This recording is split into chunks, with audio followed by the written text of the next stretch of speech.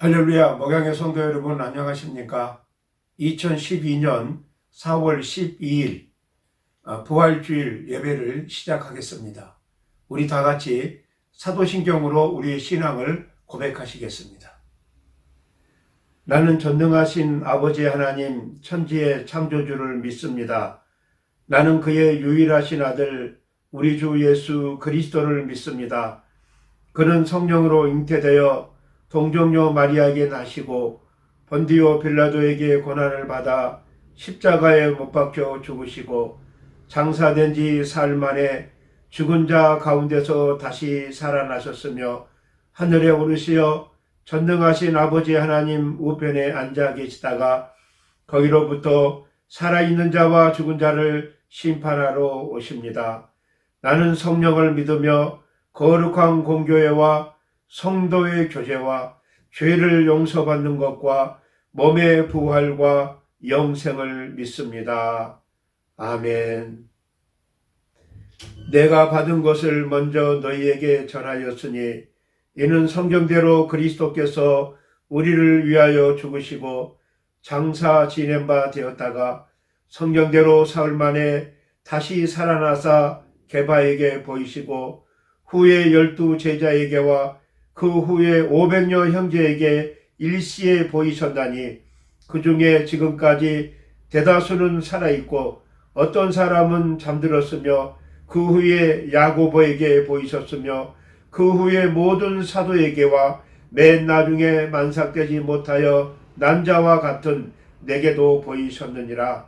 그리스도께서 만일 다시 살아나지 못하셨으면 우리의 전파하는 것도 헛것이요 또 너희 믿음도 헛것이며 만일 그리스도 안에서 우리가 바라는 것이 다만 이 세상의 삶뿐이면 모든 사람 가운데 우리가 더욱 불쌍한 자이리라.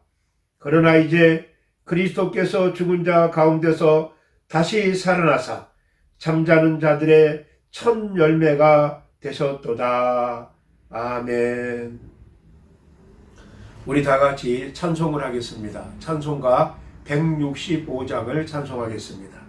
통일찬송가 155장입니다. 통일찬송가는 새 찬송가 165장 찬양하겠습니다.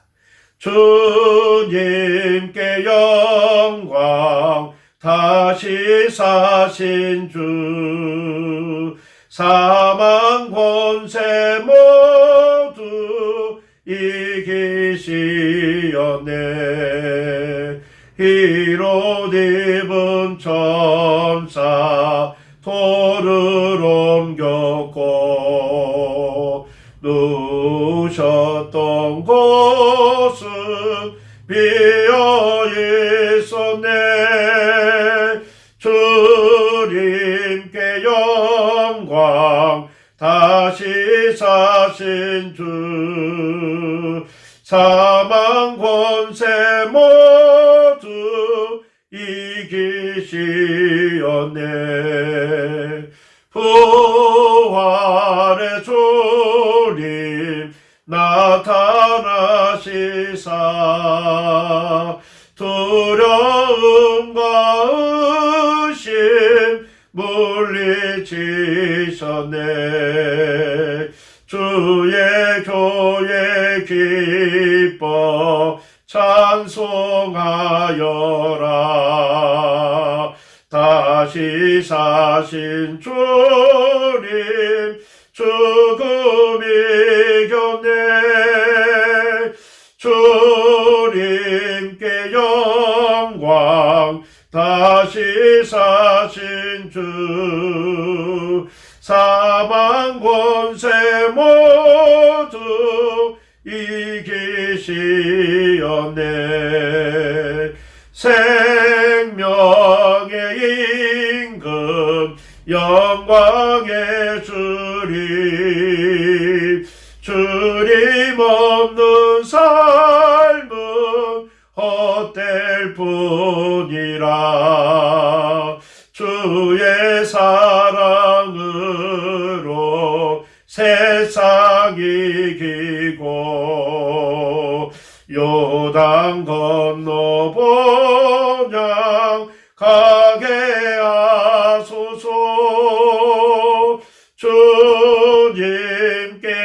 영광 다시 사신 주 사망 권세 모두 이기시었네.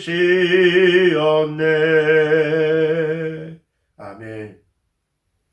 이 시간에는 우리 이용채 장로님의 대표 기도와 정철아 집사님, 서진아 집사님 찬양 연주가 있겠습니다. 기도하겠습니다. 죽음과 사망의 권세를 깨뜨리시고 다시 살아나신 예수님을 찬양합니다. 예수님의 부활이 오늘 예배에 참여하는 우리 모두에게 진정한 기쁨이요 감사임을 다시 기억합니다. 우리가 아직 죄인이었고 천국 소망이 없을 때 예수님께서 홀로 이 세상에 찾아오시고 홀로 십자가에 못 박히시고 홀로 성전의 휘장을 찢어 막힌 담을 허무시사 우리의 죄를 용서하시고 우리를 부르시고 우리를 하나님의 자녀되게 하셨습니다. 갇힌 자에게 자유를, 두려움의 마음을 담대함으로 슬픔 대신 기쁨을 우리에게 허락하신 예수님 진심으로 감사합니다. 사냥꾼의 올무에서 벗어나 자유롭게 된 새처럼 우리의 영혼은 주님의 부활과 함께 그 어떤 죄에서도 얽매이지 않는 하나님의 의로운 자녀임을 잊지 않게 하옵소서. 코로나 바이러스로 인해 세상이 고통받고 우리는 감옥에 갇힌 것 같은 현실을 살아가고 있는 이때에 비록 몸은 감옥에 갇혀 있었지만 찬양하며 기뻐하며 감사로 주 예수님께 영광을 돌렸던 바울처럼 우리의 몸이 이 땅에서 살아가며 잠시 고난을 받기도 하지만 오직 예수님을 바라보며 우리 영혼은 기뻐하며 즐거워할 수 있는 자임을 다시금 깨닫게 하옵소서. 말세를 살아가는 우리가 겪는 현재의 고난은 장차 우리에게 나타날 영광과 좋게 비교할 수 없음을 알게 하옵소서. 죄된 자아와 세상을 보던 우리의 눈을 열어주셔서 주 예수님께서 우리를 깨끗하게 하심과 새롭게 하심을 보게 하옵시고 주님 십자가와 부활의 능력이 우리 삶 속에 나타나게 하옵소서. 내가 그리스도와 함께 십자가에 못 박혔나니 그런즉 이제는 내가 산 것이 아니요 오직 내 안에 그리스도께서 사신 것이라. 우리를 세상의 자녀가 아닌 하나님의 자녀로 만들어주신 주님의 십자가 보혈을 감사드립니다. 하나님 나라의 자녀로서 살아가는 이 땅에서의 삶이 언제나 기쁘고 감사합니다. 각 처에서 주님만을 바라보는 목양의 성도들을 통해 주님 홀로 영광 받으시옵소서. 예수 그리스도의 이름으로 기도합니다. 아멘.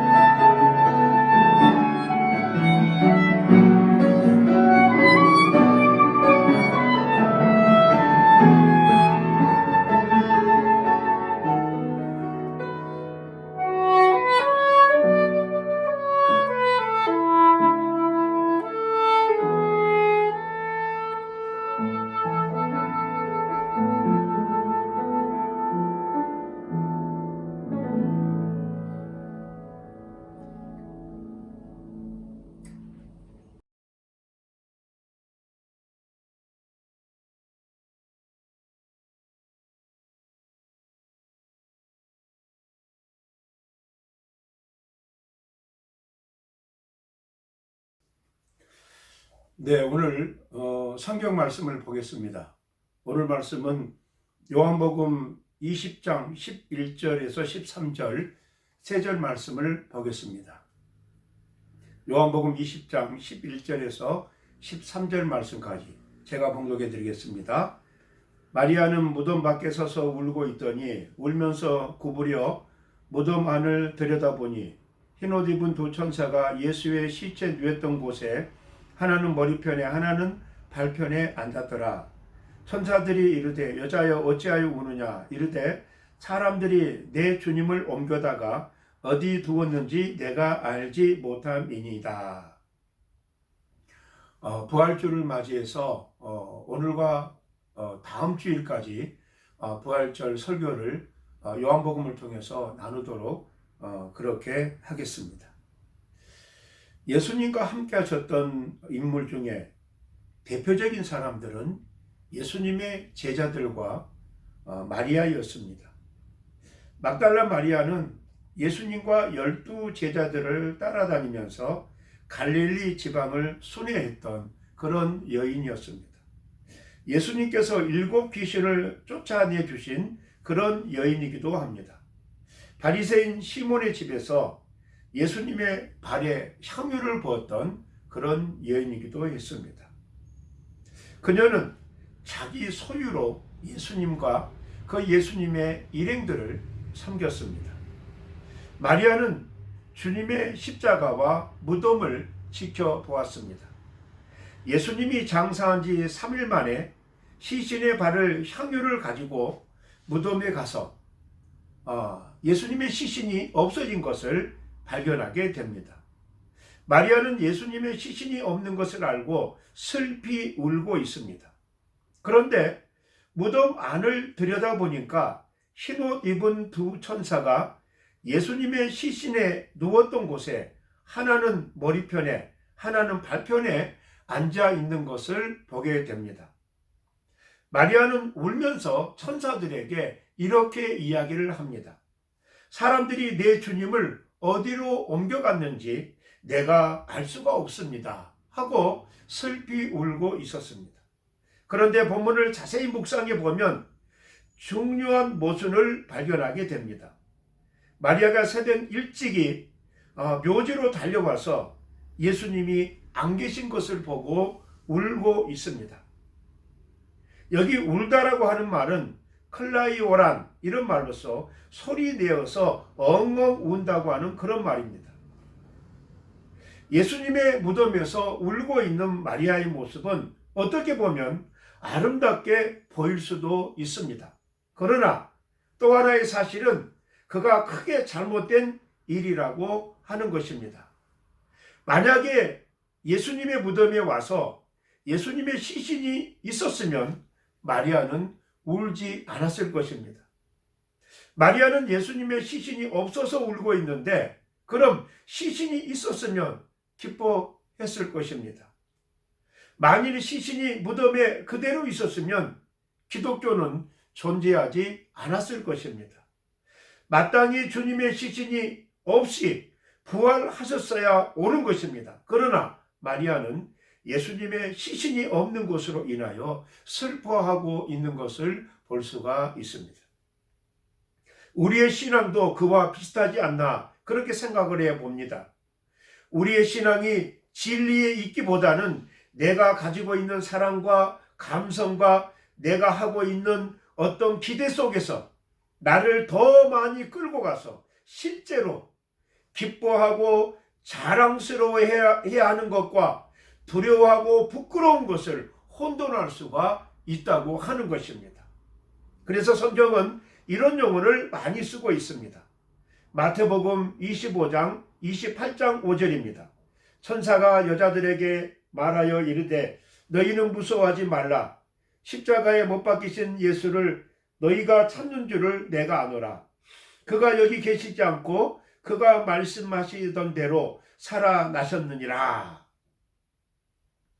무덤에 찾아온 여자들에게 강조된 말입니다. 그가 말씀하신 대로 살아나셨다고 하는 것입니다. 누가복음 24장 5절이 합니다.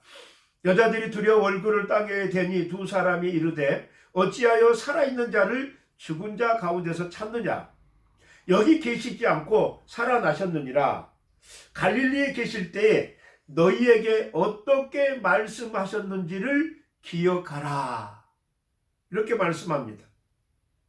누가복음 24장 25절에 이르시되 미련하고 선지자들이 말한 모든 것을 마음에 더디 믿는 자들이여. 지금 우리 상황에 판단하라고 하는 것이 아니라, 지금 내 생각으로 판단해서 결정하는 것이 아니라 이미 주어진 대로 우리가 그 뜻을 발견하고 순종하고 그 의미를 알아야 된다고 하는 것입니다. 말씀대로 되었다는 것입니다. 말씀대로 되어서 옳다고 하는 것입니다.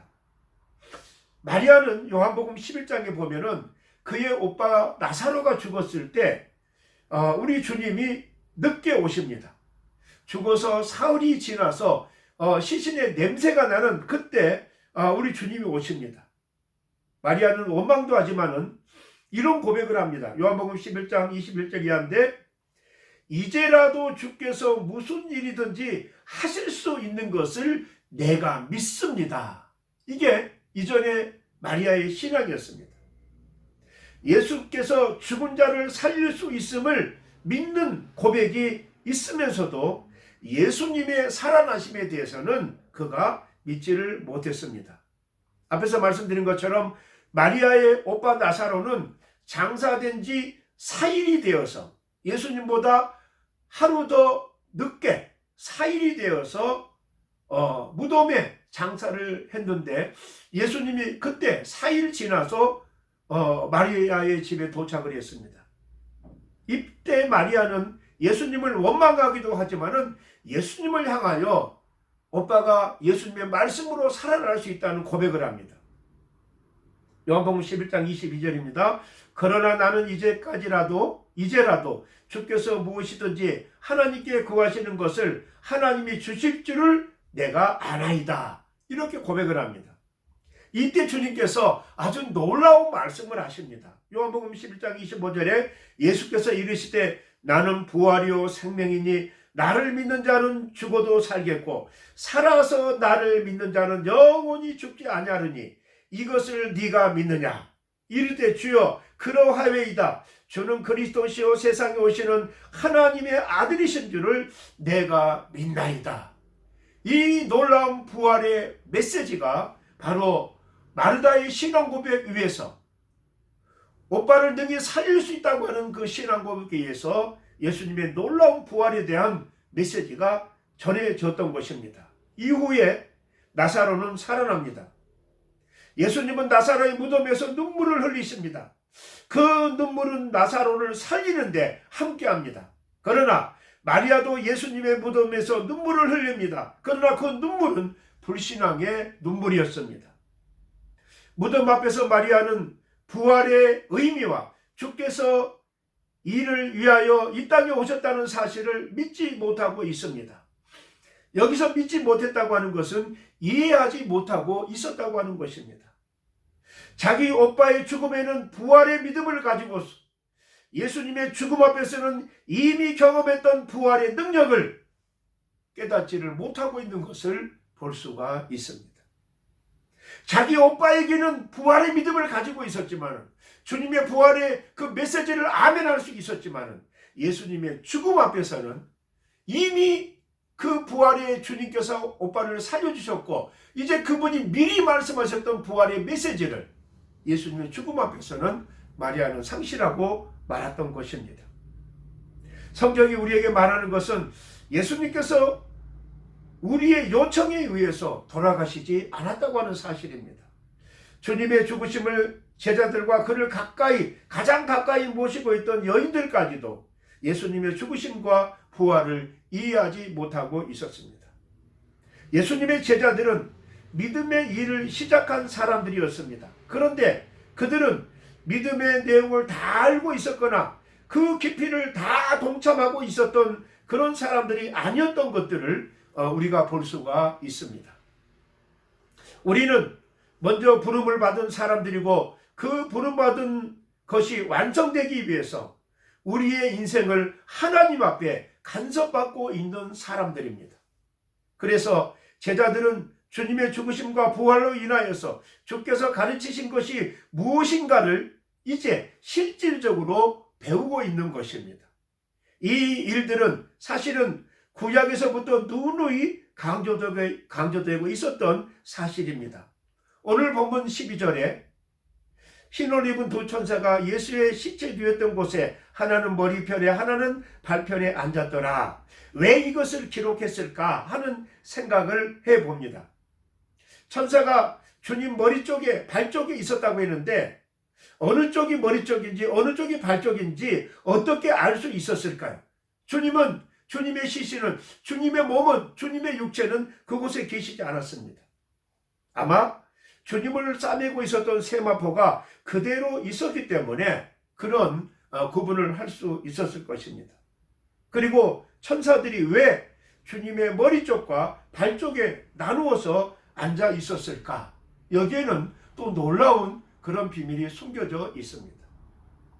여기에서 구약의 내용들이 떠오릅니다. 출애굽기 25장 속죄소를 만든 장면입니다. 25장 10절에서부터 22절까지 다 읽어야 되는데 제가 10절과 18절 이하만 읽어드리도록 하겠습니다.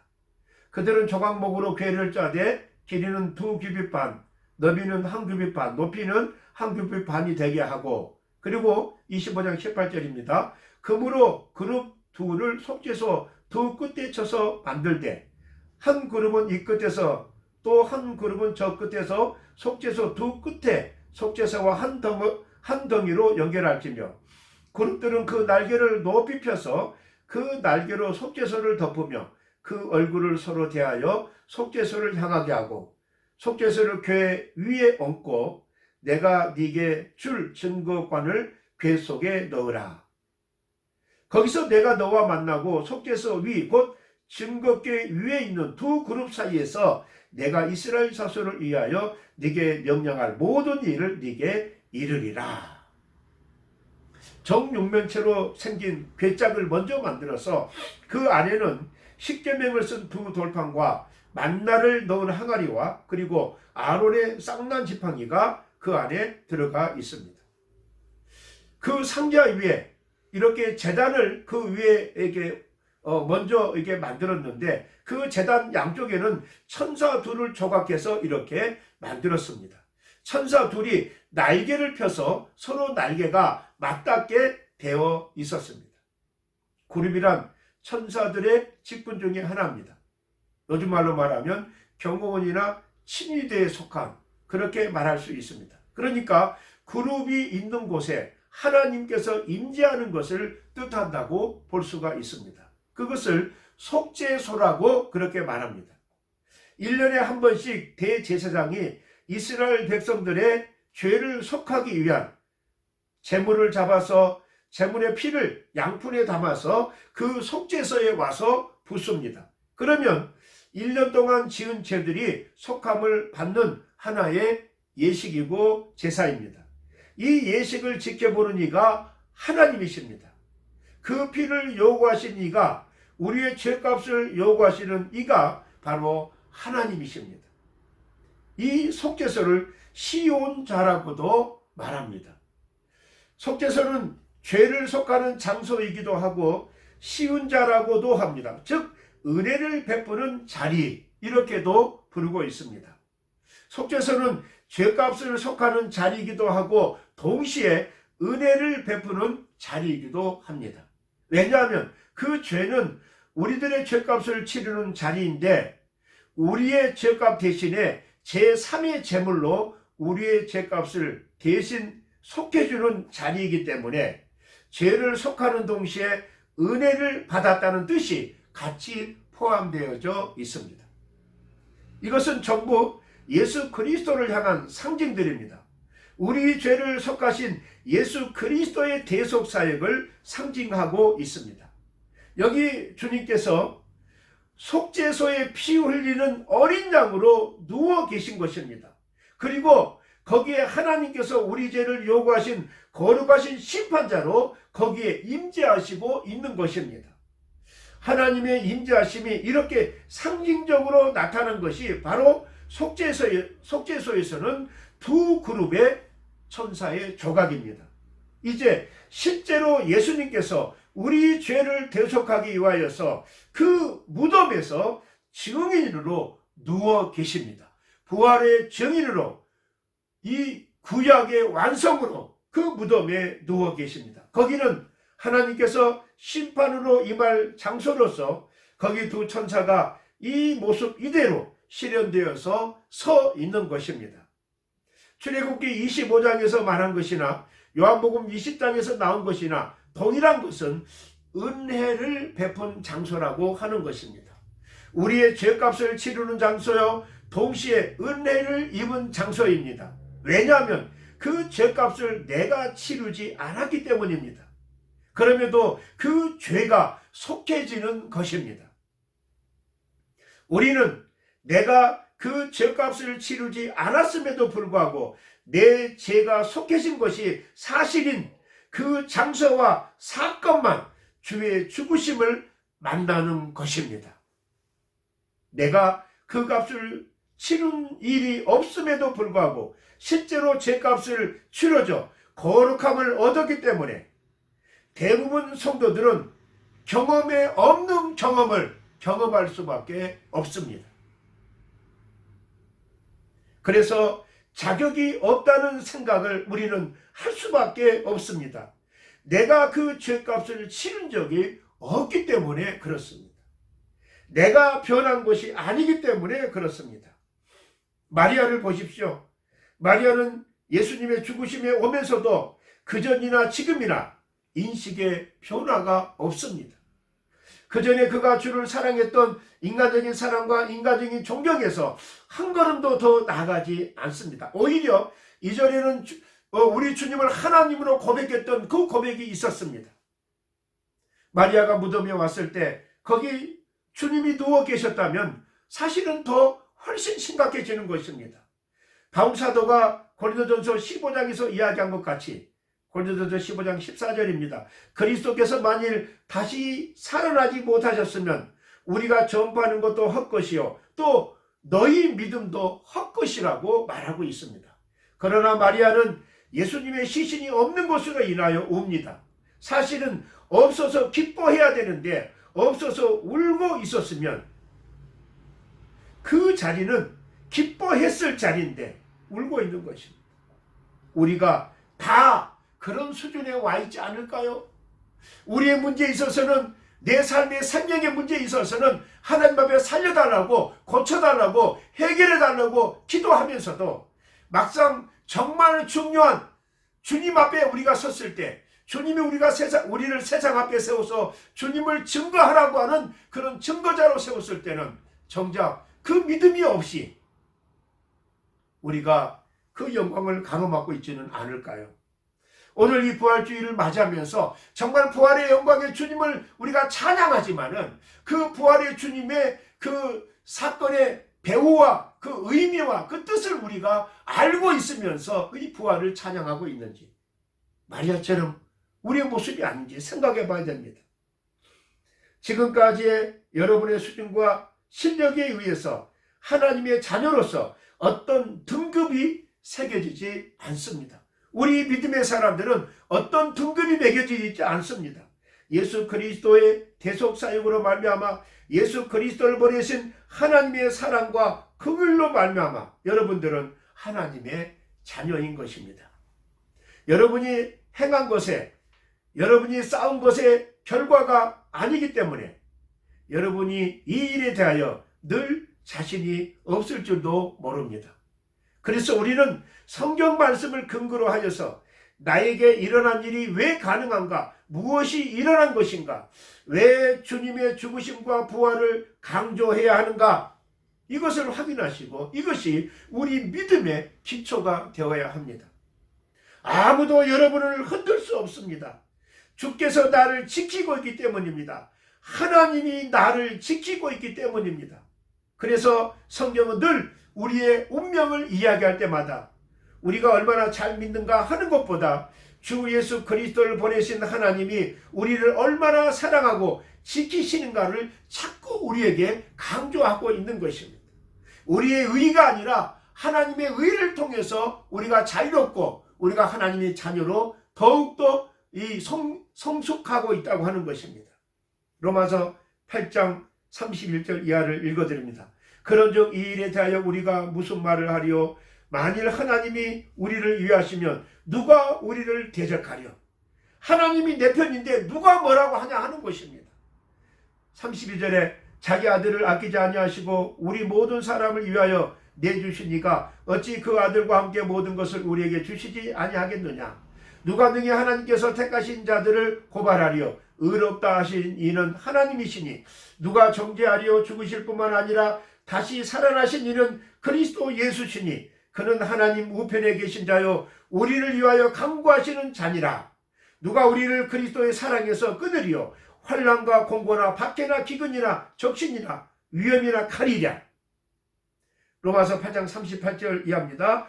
내가 확신하노니 사망이나 생명이나 천사들이나 권세자들이나 현재일이나 장래일이나 능력이나 높음이나 깊음이나 다른 어떤 피조물이라도 우리를 우리 주 그리스도 예수 안에 있는 하나님의 사랑에서 끊을 수 없느니라. 신자의 믿음의 근거요 확신의 근거입니다. 여러분은 이 사랑 가운데 있기 때문에 지금 의롭다 함을 받은 것이요. 그래서 그 인도하심 속에서 주라 시인하는 자리까지 인도함을 받은 것입니다. 우리가 오늘날 영광과 존귀로 관을 쓰는 자리에게까지 가고야 만다고 하는 주님의 영광의 자리에까지 가고야 만다고 하는 이 놀라운 사실을 주님은 부활의 놀라운 사건과 현장을 통해서 우리에게 말씀합니다. 우리도 부활의 그 놀라운 현장, 부활의 놀라운 신앙에 우리가 젖어들고 영원한 하나님 나라를 바라보며 그 하나님 나라가 내게 현실되고 우리는 하나님이 통치하시는 이 땅에서 하늘나라의 삶을 살 수 있는 줄로 믿습니다. 기도하겠습니다. 하나님 아버지, 우리 주님 영광의 부활을 찬양하며 영광을 돌립니다. 부활절 말씀을 주셨사오니 말씀대로 살게 하시고 성령 충만하게 하옵소서.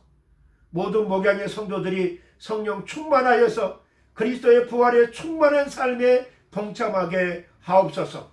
오늘 이 예배를 통하여 성삼위 하나님 영광을 받으옵소서. 예수님의 이름으로 기도합니다. 아멘. 네, 시간에는 봉헌하는 시간을 갖도록 하겠습니다. 제가 먼저 봉헌 기도를 하고 우리 김시모, 김만호 형제의 봉헌 특송이 있겠습니다. 기도하겠습니다. 하나님 아버지, 은혜와 사랑을 감사함을 드립니다.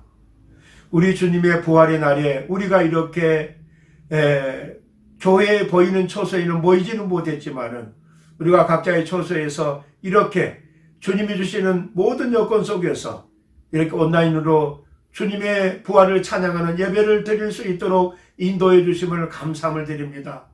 우리 주님은 시공을 초월하여서 우리에게 역사하시고 우리와 함께하여 주시어서 오늘도 이 말씀 가운데 모든 성도들에게 아버지 하나님 은혜와 사랑을 전달해 주시는 줄로 믿습니다.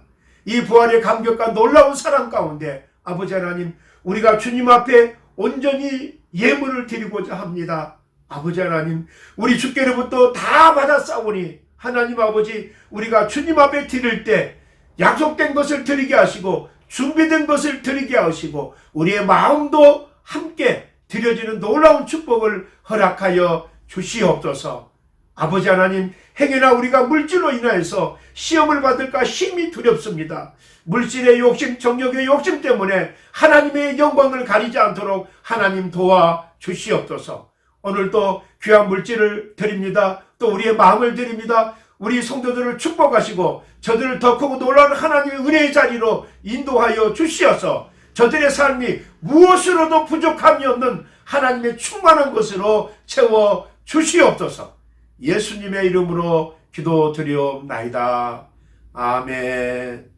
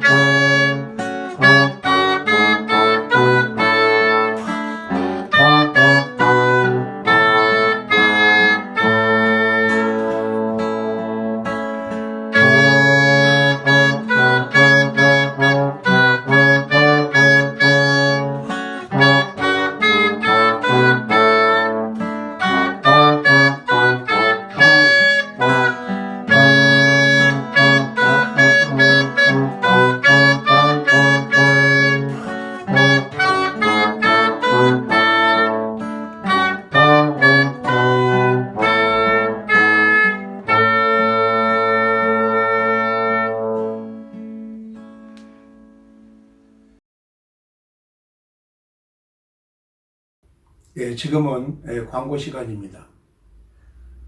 부활의 날 예배를 통하여 영광과 축복이 성도들의 모든 삶에 함께 하시기를 바랍니다. 어려움 속에서도 우리 성도님들이 서로 지혜와 또 서로를 섬기는 그런 모습이 참 아름답습니다. 여러 가지로 감사함을 드립니다. 이 지역에 계셨던 우리 선교사님께서 파리에 도착하셨고 M지역에 계신 우리 선교사님께서도 좋은 소식이 또 있을 줄로 그렇게 믿습니다. 5월 중으로 이렇게 오신다고 하시는데 기도해 주시기 바랍니다. 새벽 예배는 매일 오전 5시 반에 제가 녹음 파일을 옮깁니다. 저도 그 시간 이전에 일어나서 준비하고 올립니다. 함께 은혜 받는 귀한 시간이 되었으면 좋겠습니다.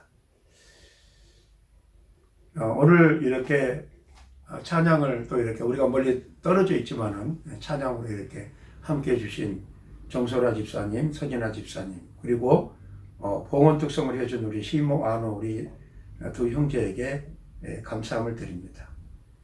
행복하고 감사한 그런 한 주간이 되시기를 바랍니다. 감사합니다. 우리 다 같이 찬송가 1장 부르고 축도로 예배를 마치겠습니다. 찬송가 1장 만복의 근원 하나님 온 백성 찬송 드리고 저 천사 여찬 송하세 찬송 성부 성자 성령 아멘.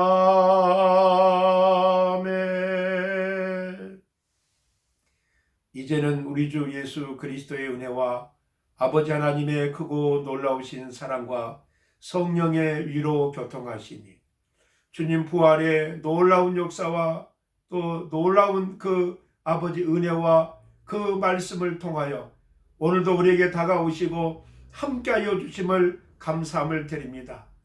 이 부활의 날에 우리가 말씀을 들었사오니 우리의 평생이 부활의 삶이 되기를 원합니다.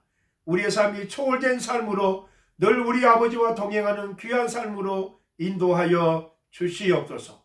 다짐하고 소원하는 머리 숙인 당신의 목양의 모든 성도들 머리 위에, 어린 심령들 머리 위에, 사랑하는 북한 동포들 머리 위에 이제로부터 영원토록 함께 있을지어다. 아멘.